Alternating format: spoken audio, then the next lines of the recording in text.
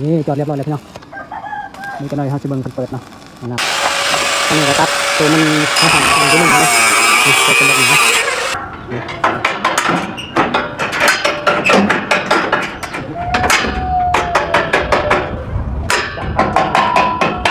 คักเนี่ยตอนนี้ก็แล้วนะทุกคนเนาะว่าเรียบร้อยแล้ว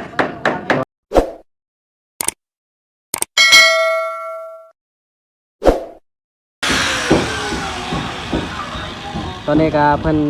ตัดเล็กเนาะนี่พี่น้อง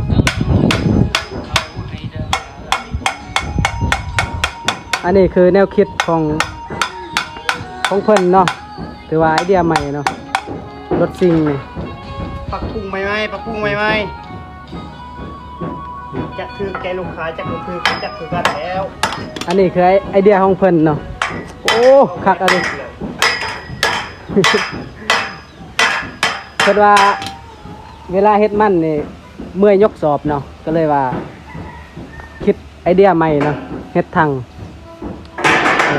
นี่ทางเล็กเลยสบายเพิ่นว่าบ่ได้เมื่อยยกกระสอบนะอันนี้คือลูกค้าเพิ่นเนาะนี่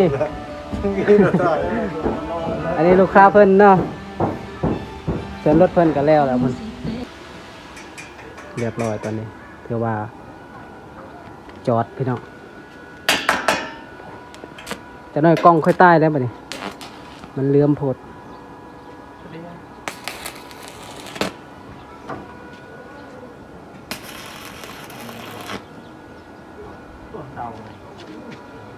จอดพี่น้อง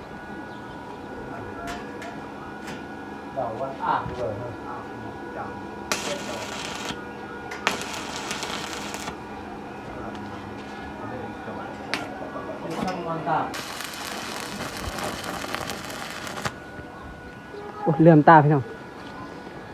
ส่วนรถตัวนี้คือรถเพิ่นเองเนาะแล้วก็จักน้อยกับรถตัวนั้นก็น่าจะใส่สีคือกันแบบนี้แหละอันนี้รถของเพิ่นเองเนาะนี่รถของเพิ่นสิถ่ายไกลๆอันนี้ทั้งหน้าเพิ่นก็เอาออกแล้วเนาะสบายเนาะเพิ่นเฮ็ดเนาะแต่ว่าฮอดฤดูเฮ็ดมันก็เพิ่นใส่เนาะอันนี้จะเป็นล็อกอันนี้ช่วงนี้ก็หมดฤดูแล้วเนาะหมดฤดูกาลยังบ่ทันฮอดเพิ่นก็เอาออกเนาะเอาออกฮอดฤดูกาลแล้วก็ใส่ต่ออีกคือว่าไอเดียของเพิ่นก็สุดยอดเนาะพี่น้องเนาะเบิ่งให้อันนี้เพิ่นออกแล้วเนาะถ้าฮอดเฮ็ดมันก็เพิ่นก็ประกอบขึ้นเนาะคักพี่น้อง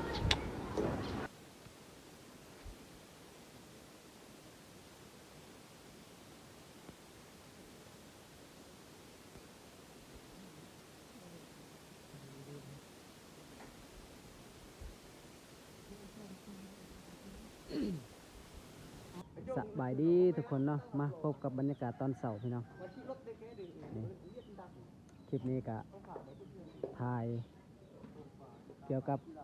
การเฮ็ดทางรถซิ่งเนาะพี่น้องเนาะนี่ตอนนี้ก็ทางหลังก็เฮ็ดเรียบร้อยแล้ว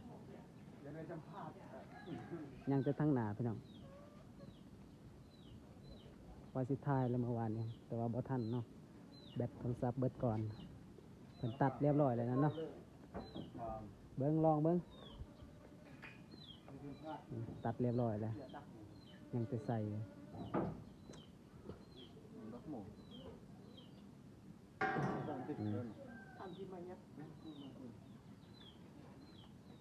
ระบบระเบียบมันเนาะโอ้ในสร้างยังบ่ทันลงแต่เหือนเนาะคือซีเมนว่ายังกินเขาเนาะ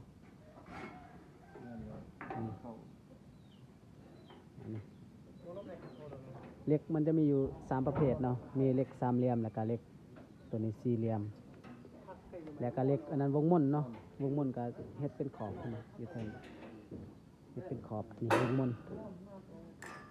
นตัวนี้ก็จะเฮ็ดเป็นขอบอยู่เทิงเนาะพี่น้องเนาะนี่มาเบิ่งทางนี้ทางล่างนี่สำเร็จแล้วนี่ทางล่างอันนี้เหล็กวงม่วนเหล็กสามเหลี่ยมแล้วก็เหล็กสี่เหลี่ยมล็อกก็จะเป็นล็อกประเภทตัวนี้เนาะล็อกตัวนี้แล้วก็วันพับกับตัวนี้พี่น้องถ้าฮอด วิทย์ฤดูกาลเฮ็ดมันแล้วก็เพิ่นจะเอาออกตัวนี้เนาะเอาออกตัวนี้เอาออกเบิดนี่เอาออกทางนี่ปะแต่ตัวนี้แล้วก็สบายไปอันนั้นแกใหม่แกยังเนาะ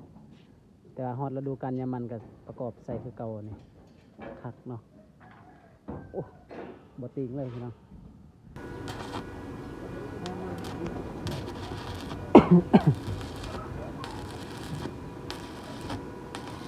ทางหนาเนาะฟ้าทางหนา ลวกแกะตะลึกแล้วดูกระดาษ นี่ประกอบเลยพี่น้อง เกิดเลยแบบ แต่ว่ายังทันได้ใส่พับเนาะทดลองซื่อๆเนาะ ลวกดูกระดาษเน่าตะไคร้มันก็จะจอดเลยว่ายี่สิบโดนแล้วกัน ทางหนาพี่น้อง คือเราจะกลับแล้วเนี่ยแหละทางอะไรบ้าง ใส่ซาคักแน่เนาะ ใช่มาเลย ใส่ให้ตอนนี้ก็เพิ่นสิใส่วันพับเนาะโอ้วันพับของแท้พี่น้องราคา 12,000 ร่องแดงต้นพัน ของแท้กว่าตัวอื่นได้นี่เลยนี่วันพับก็ต้องรุ่นนี้เด้อพี่น้องเด้อมันจังสบายถอดออกเนาะไปใส่เบิ่งวิธีมันใส่ดี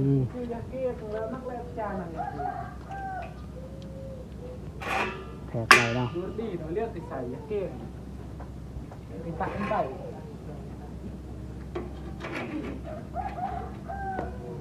โม่อย่ากดดูให้ ถือว่าสร้างเนี่ยประสบการณ์ก็หลายเติบเนาะถ้าบ่มีประสบการณ์นี่เขาจะเห็นได้เลยเนาะเวลาเขาเฮ็ดนี่เนาะอันนี้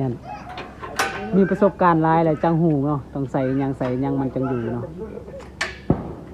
นี่ติดไว้อันนี้เกินว่าแม่เล็กนะพี่น้องเนาะเล็กกาแม่เล็กแน่นี่นี่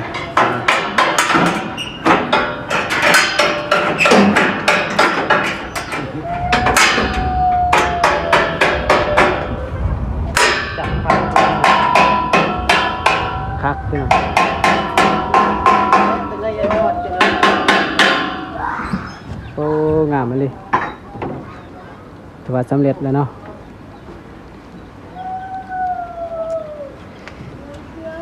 เริ่มเจอวันที่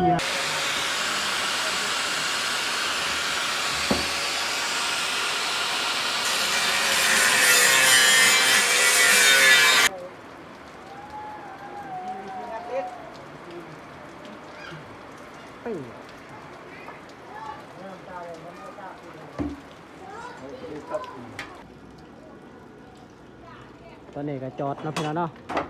นี่แต่เนาะก็ประกอบอยู่นี่เป็นขอบอยู่เทิงเนาะเพิ่มลงสูงตัวนี้เนาะ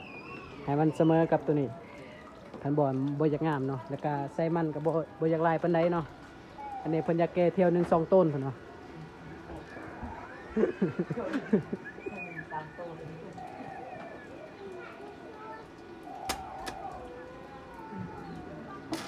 cái đó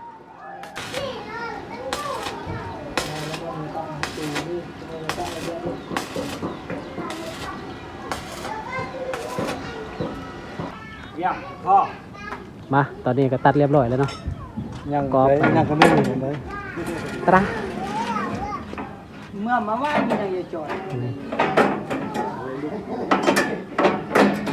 ประมาณกระลื่นไม่แน่ ตอนนี้ก็ตัดตัวมันห่างๆอยู่หนึ่งเนาะนี่เป็นแบบนี้เนาะตัดมาห้องอยู่นี่เนาะเป็นห้องอยู่นี่นี่มาห้องอยู่นี่กันนะ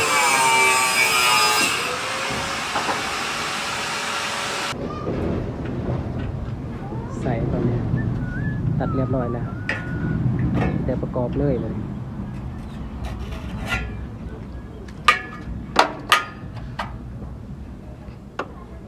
จะไปการตลาดดินาตลาดดิจะมืดก็ใจเลยก็เลยไปโอ้ยตื่นเต้นแน่นะ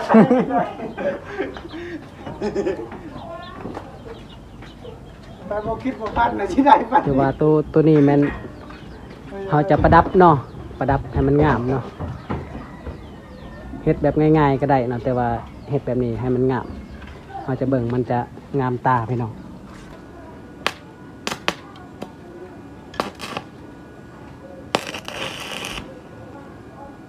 มันกำลังจอดเนาะพี่น้องเนาะไอ้ยะไม่มาช็อตสิครับจะง่ายไฟช็อตเลยพี่น้องใช้ว่ากระดาษหนาคนนี้ไปไอ้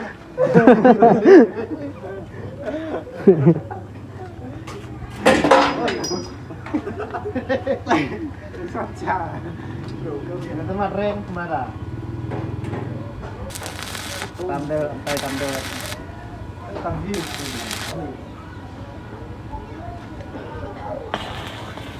สังจอดพี่น้อง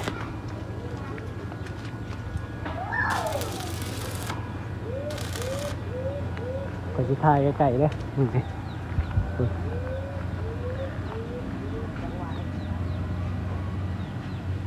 ก็งามเติบเนาะพี่น้องเนาะเฮ็ดงามมันเฮาเบิ่งมันจะงามเนาะถ้าเฮาเฮ็ดบ่งามเนี่ยมันจะบ่งามเนาะ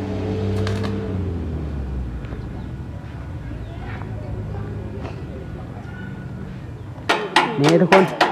จอดเรียบร้อยแล้วตอนนี้นี่จอดเรียบร้อยแล้วนี่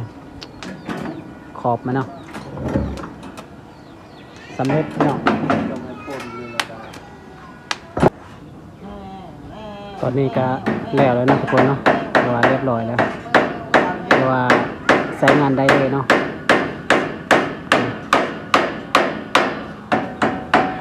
สำเร็จปีแห่งหอดเนาะ